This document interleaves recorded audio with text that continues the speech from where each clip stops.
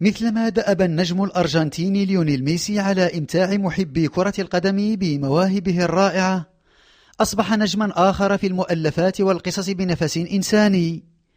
النسخة المترجمة إلى العربية من كتاب السيرة الذاتية لليونيل ميسي كانت موضوع اتفاقية شراكة بين مؤسسة ليو ميسي وجمعية اتحاد مساعدة لاعبي كرة القدم الكائنة بمدينة القنيطرة.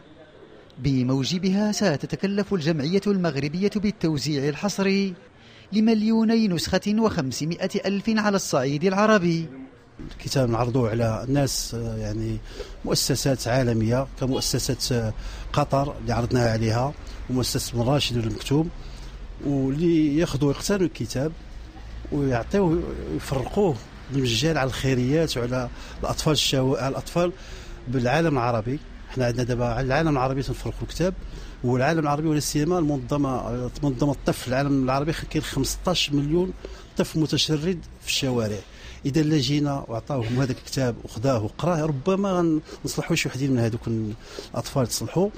الحدث ذو المرام الإنسانية الواضحة يرتقب أن يضع نقطة نظام هامة تجاه الفئات المحرومة من الأطفال، وذلك بإحداث أكاديمية لكرة القدم لفائدة هذه الشريحة في دولة عربية سيقع عليها الاختيار لاحقا. فكرة أننا نخرجوا أكاديميات كرة قدم للعالم العربي، تكون في دولة ميسورة، ويجمعوا بقى ياخذوا اللاعبين 3 لاعب من دول ديال العالم العربي، اطفال فقراء من خير داك الشيء يديهم هذه الاكاديميه، ربما نخرجوا ميسي او نخرجوا 3 ميسي من هذه الاكاديميه.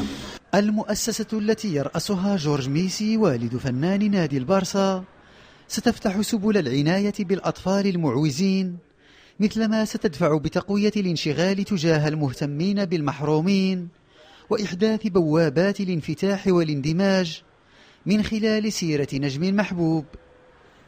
هي ذكريات النجوم التي تنهمر في المؤلفات وتقرأها الأجيال لتشهد عن لاعب موهوب ملأ الدنيا وشغل الناس. الأخضر نوالي، الجزيرة الرياضية، القنيطرة.